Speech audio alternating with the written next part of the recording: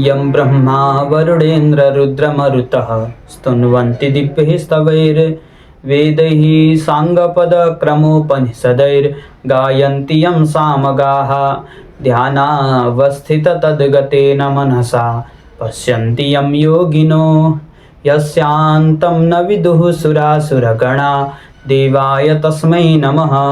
श्रीमत्चन्दनचर्चितोज्ज्वलवपु शुक्लाम्बरा मल्लिका मालालङ्कृतकुण्डला प्रविलसन्मुक्तावली शोभिता सर्वज्ञाननिदानपुस्तकधरा रुद्राक्षमालाकरा वाग्देवी वदनाम्बुजे वसतु मे त्रैलोक्यमाता चिरं।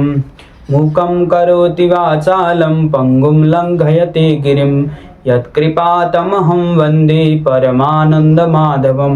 नमो भगवते तस्मै व्यासायामिततेजसे यस्य प्रसादाद् वक्ष्यामि नारायणकथामिमां। नारायणं नमस्कृत्य नरं चैव नरोत्तमं देवीं सरस्वतीं व्यासं ततो जयमुदीरयेत्। ओम श्री स्वस्थानी परमेश्वर्यै नमः। अथ पंचदशोऽध्यायः। कुमारजी आज्ञा गर्नुहुन्छ, हे अगस्त्य मुनि, एक दिन पार्वतीले बुकुवा घस्ता निस्केको मैलको मूर्ति बनाई द्वारमा पाले राखेकी थिइन्। महादेव बाहिरबाट आएर भित्र जान खोज्दा त्यस मूर्तिले जान दिएन र त्यससित युद्ध गरी त्यसको शिर छेदन गरेर भित्र जानुभयो। अनि पार्वतीले महादेवसित द्वारमा कोही बसेका थिएन भनी सोधिन् र महादेवले त्यसको त मैले शिर छेदन गरेर आएँ भन्नुभयो। अनि पार्वतीले त्यो त मेरो पुत्र हो, किन शिर छेदन गर्नुभयो भनी पुत्र भावले स्नेह र शोक गर्न लागिन्। अनि महादेवले, हे पार्वती, मैले थाहा नपाएर त्यस्तो गरेँ, बचाइदिन्छु, शोक नगर भनी बुझाई आफ्ना गणहरूलाई डाकी, हे गण हो, चारै दिशामा गई पहिले जे भेट्दछौ त्यसैको शिर छेदन गरेर ल्याऊ भनी चन्द्रबाण दिएर पठाउनुभयो। गणहरू जो आज्ञा भनेर चारै दिशामा हेर्दै जाँदा निकै बेरपछि एउटा हात्ती फेला पारेर महादेवको आज्ञाअनुसार त्यसका उपर चन्द्रबाण प्रहार गरे। त्यो चन्द्रबाण गएर हात्तीको गर्दनमा लागेर शिर छेदन भयो र त्यो हात्ती एउटा मात्र दाँत भएको अग्लो र राम्रो थियो। त्यस्तो हात्तीको शिर लगेर महादेवको अगाडि राखिदिए अनि हामीले यही पायौँ भनी बिन्ती गरे। तब श्री महादेवले हात्तीको शिर मृत मूर्तिमा जोडेर जीवित पारिदिए। त्यही मूर्तिको नाम गणेश भई पार्वती पुत्र कहलाए। त्यसपछि महादेव त पार्वतीसित मात्र भुलेर भित्र नै रहन लागे। महादेव बिना यो ब्रह्माण्ड संसारको रक्षा कसरी होला? अतः यस्तो विचार गरेर इन्द्रले अग्निलाई डाकेर, हे अग्नि, तिमी गएर महादेवलाई बाहिर ल्याउने काम गर भनी अग्निलाई हराए। इन्द्रको वचन सुनि अग्निले हवस भनी कैलाश पर्वतमा गएर भित्र जान लाग्दा द्वारपालले जान दिएन र वायुरूप भई तल छिराउने प्वालबाट भित्र पसेर भिक्षुक रूप भई महादेव पार्वती एकान्त गरिरहेको स्थानमा पुगे। त्यस्तो किसिमले भित्र आएको अग्निलाई देखेर महादेव रिसाई भस्म पार्न लाग्नुभयो। तब जगत माता पार्वतीलाई दया लाग्यो र बिन्ती गरिन्, हे नाथ, भिक्षा माग्न आएका भिक्षुकलाई भस्म पार्नु अनुचित हो, नजानेर आएछन्, बरु केही दिउँ र जाउन् भनिन्। अनि महादेवले आफ्नो हातमा आफ्नै वीर्य थापेर लौ भिक्षा ले भनेर दिनुभयो। अग्निले पनि त्यो वीर्य निलिदिए। शिवको अमोघ वीर्यले अग्निलाई गर्व रह्यो र अग्नि डराई यो अनर्थ हुन लाग्यो भनी त्यहाँबाट गङ्गाको किनारमा गएर कुसको झाङमा उकेलिदिए। त्यो वीर्य आगो बाले झैँ झाङमा बलिरहेको थियो। सप्तऋषिका पत्नीहरू गङ्गा स्नान गरेर फर्कदा आगो बलेको देखेर कसले आगो बालेर गएछ ताप्न जाउँ भनेर गए। एउटीले चाहिँ अर्काले बालेको आगो ताप्नु हुँदैन भनी गएनन्। 6 जना मात्रै आगो तापेर घर गए। ती आगो ताप्ने जतिलाई गर्व रह्यो र ऋषिहरूले थाहा पाई तिनीहरूलाई कसरी गर्व रह्यो भनी सोधे। ऋषिपत्नीहरूले केही उत्तर दिन सकेनन् र ऋषिहरू रिसाई श्राप दिए। अनि ती ऋषिपत्नीहरूले त्यो वीर्य गङ्गामा उकेली आकाशमा गएर षट्कृतिका तारा भइरहे। पछि त्यही वीर्यबाट षड्वक्त्र अर्थात् 6 मुख भएका कुमार उत्पन्न भएर गङ्गाको पुत्र भई श्री महादेव कहाँ कैलाशमै रहे। त्यसपछि कुनै दिन महादेवले गणेश र कुमार दुवैलाई डाकेर आज्ञा भयो, हे गणेश, हे कुमार, तिमी दुवैजना गएर सुमेरु परिक्रमा गरेर आओ। जो पहिले आउला त्यसलाई वरदान दिनेछु। यति श्री महादेवको आज्ञा सुनि कुमार मयूरमा चढेर सुमेरु परिक्रमा गर्न हिँडे। कुमार हिँडेको देखेर गणेश अति अब कसो गरौँ भन्दै आफ्नो वाहन मुसो छेउ गए। मुसोले गणेशलाई चिन्तित देखेर, हे विनायक, किन चिन्तित हुनुभयो? के आपत आइपर्यो भनी सोध्यो।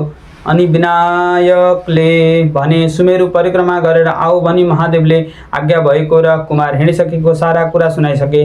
अब कसो गरौँ त, त्यस्तो म यस्तो लामो सुँड र ठुलो पेट भएको म हिँड्नै सक्दिनँ, त उड्नै सक्दैनस्।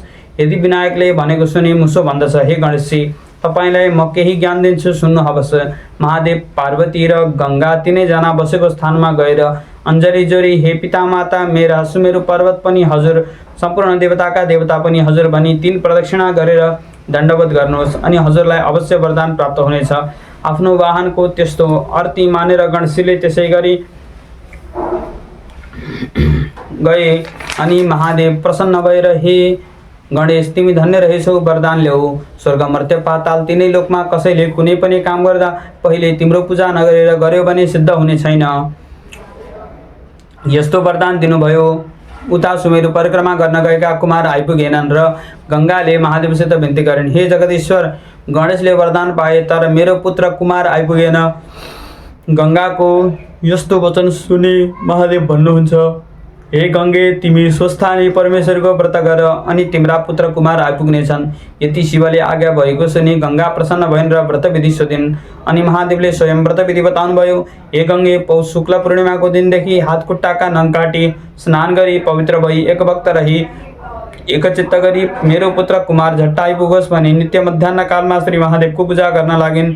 महिना दिन भयो र माघ शुक्ल पूर्णिमाको दिन 7800 रोटी, 7800 बेली पुष्प, 7800 अक्षता, 7800 पान, 7800 गुडका सुपारी र पञ्चामृत वस्त्र, फलफूल, धूप दीप नैवेद्य आदि समस्त वस्तु तयार पारेर आरसीमा ओमकार लेखी श्री स्वस्थानी परमेश्वरको पूजा गरिन् र अर्घ दिई स्तुति गरिसकेर प्रसाद झिक्न लाग्दा श्री स्वस्थानी परमेश्वरको व्रतको प्रभावले कुमार टुप्लुक्क आइपुगे। अनि गङ्गाले धन्य श्री स्वस्थानी परमेश्वरी भनी आफ्ना पुत्रलाई प्रसाद र आशीर्वाद दिइन्। अनि कुमारले महादेव कहाँ गई बिन्ती गरे, हे पिता म पनि वरदान पाऊँ। अनि महादेवले आज्ञा भयो, हे कुमार स्वर्ग मर्त्य पाताल तिनै लोकमा कसैले केही काम गर्दा पहिले तिम्रो पूजा नगरेर गरे भने त्यो कार्य सिद्ध नहोस् भनी वरदान दिनुभयो। यति कथा सुनिसके अगस्त्य मुनि फेरि बिन्ती गर्दछन्, हे कुमार तारकासुर दैत्यले कसको तपस्या गरेर वरदान पाई अमरावती समेत लियो, फेरि त्यसलाई कसले र कसरी मारे र इन्द्रले फेरि अमरावती प्राप्त गरे, यो वृत्तान्त आज्ञा गर्नुहोस्। यति अगस्त्य मुनिको बिन्ती सुनि कुमारजी आज्ञा गर्नुहुन्छ, हे मुनि कश्यप ऋषिको पुत्र तारकासुर एक दिन दुग्ध प्रवाह तीर्थमा स्नान गर्न गएको थियो।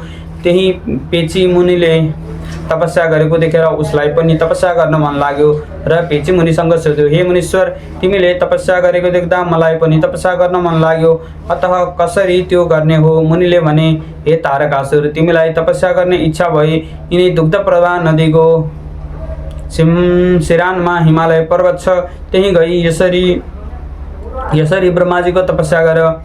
मुनिको त्यस्तो उपदेश सुने त्यतैबाट सरासर हिमालय पर्वत पुगे। ठुलो कष्ट सहेर 1000 वर्षसम्म ब्रह्माको तप र आराधना गर्यो। अनि ब्रह्माजी प्रसन्न भएर सामुन्य आए। आज्ञा भयो, हे तारकासुर तिम्रो तपस्याले म प्रसन्न भई, वरदान माग। अनि तारकासुरले ब्रह्मालाई दण्डवत प्रणाम गरी बिन्ती चढायो, हे ब्रह्मन हजुरले सृष्टि गरेका 5 वर्ष नागिसकेका कुनै पनि प्राणीले मलाई सङ्ग्राममा मार्न नसकुन्। फेरि जसले मेरो शिर भूमिमा खसाल्ला त्यसको पनि तत्काल शिर फुटेर मरोस्। फेरि म समस्त देवतालाई जित्न समर्थ हौँ। यस्तो वर माग्दा ब्रह्माजीले तथास्तु भनी ब्रह्मास्त्र समेत दिई अन्तर्धान हुनुभयो। त्यसपछि तारकासुर उन्मत्त भएर कसैलाई तृण बराबर पनि नठानी अनेक दानव साथ लिई अमरावती गयो। त्यसरी सैन्यसहित तारकासुर आएको देखि देवराज इन्द्र रिसाई सकल देवता साथ लिई देवताको साथ लिई आफ्ना शस्त्रास्त्र लिई सङ्ग्राममा अघि सरे। दुवै पक्षको भयङ्कर युद्ध हुँदा देवताहरूले तारकासुरका कोटी सैन्य मारिदिए। आफ्ना सेना त्यसरी नाश भएकादेखि तारकासुरले आफ्ना गुरु शुक्राचार्यलाई बिन्ती गर्यो, हे गुरु देवताहरूले मेरा कोटी सेना मारिसके, म के उपाय गरौँ? अब हजुरले हाम्रो उद्धार गर्नुभयो। तारकासुरको त्यस्तो प्रार्थना सुनि शुक्राचार्यले सञ्जीवनी विद्याको प्रयोग गरेर जल छर्किदिनासाथ मरेका दैत्य समस्त जीवित भए। फेरि युद्धमा अघि सरे। त्यसरी आफूले मारिसकेका दैत्यहरू फेरि शुक्राचार्यले बचाइदिएको देखे इन्द्र रिसाई ऐरावत हात्तीमा चढेर वज्र प्रहार गरे। यसरी देवता र दैत्यको 10,000 वर्षसम्म घोर युद्ध भयो। त्यसमा दुवै पक्षका कोटी कोटी सेनाको संहार भयो। दैत्यहरू मरे पनि शुक्राचार्यले बचाइदिने र देवताहरू मरै हुने भएर इन्द्र समेत समस्त देवता हार मानी स्वर्गबाट भागी गुरु बृहस्पति कहाँ गएर सङ्ग्रामको सारा स्थिति बताए। अनि गुरु बृहस्पतिले भने, हे सुरराज, यस सङ्ग्राममा तिम्रो विजय हुन सक्दैन, किनकि तारकासुर दैत्यले 1000 वर्षसम्म कठोर तप गर्दा ब्रह्माजी प्रसन्न भई मैले सृष्टि गरेका 5 वर्ष नागेका प्राणीले तँलाई मार्न सक्ने छैनन् भनी यस्तो वर दिनुभएको छ।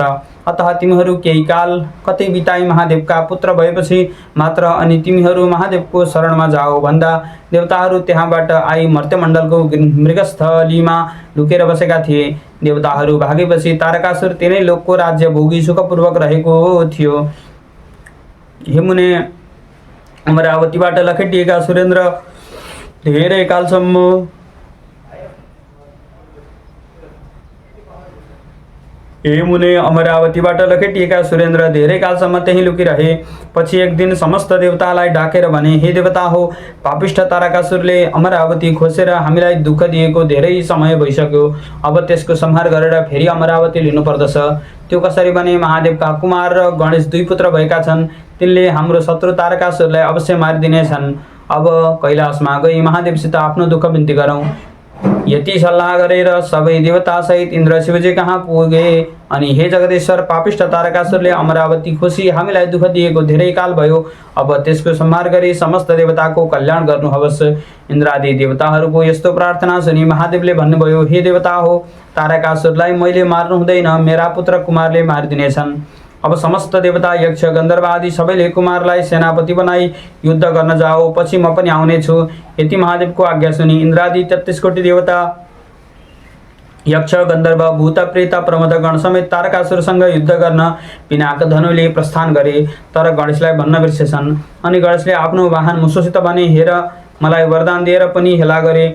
गणेशजीको कुरा सुनि मुसाले भन्यो, हे विनायक, हजुरलाई अन्यथा गरेको होइन भन्न बिर्से। म हिले सम्झाएर आउँछु भनी गएर प्रस्थान गरिराखेको पिनाक धनुको ताँदो काटेर आयो। त्यस्तो देखेर देवताहरूले यो प्रस्थान शुभ भएन, विघ्न पर्यो भन्न लागे। तब महादेवले आज्ञा भयो, हे देवता हो, विघ्न परेको होइन, तिमीहरूले गणेशलाई भन्न बिर्सेछौ, उसलाई पनि लिएर जाओ। यति महादेवले आज्ञा गरेपछि गणेश सहित सबै देवता अमरावतीमा युद्ध गर्न गए। देवता र दैत्यको परस्पर भयङ्कर सङ्ग्राम भयो। तारकासुरले कुमारको रथ घचेटी 1 योजना पछि हटायो। त्यो देखेर कुमारले तारकासुरको रथ घचेटी 4 योजना पछाडि हटाइदिए।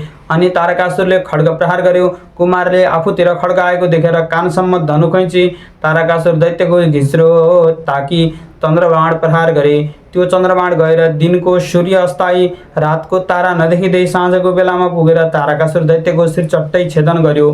त्यो देखेर श्री महादेव तत्काल त्यहाँ पुगेर तारकासुरको शिर भूमिमा पर्न नपाउँदै बिचैमा समान भयो। गिड युद्ध भूमिमा ढल्यो। त्यसरी तारकासुर मरेको देखेर अरू दैत्यहरूले सङ्ग्रामबाट भागेर आफ्नो प्राण रक्षा गरे। अनि समस्त देवताहरूले धन्य धन्य कुमार भनी उनको गुणगान गर्दै कैलाश पुगे। उहाँ गई इन्द्रले बिन्ती गरे, हे ईश्वर, हजुरको कृपाले शत्रुको संहार गरेर आयौँ। अब आज्ञा पाए अमरावती जाने थियौँ।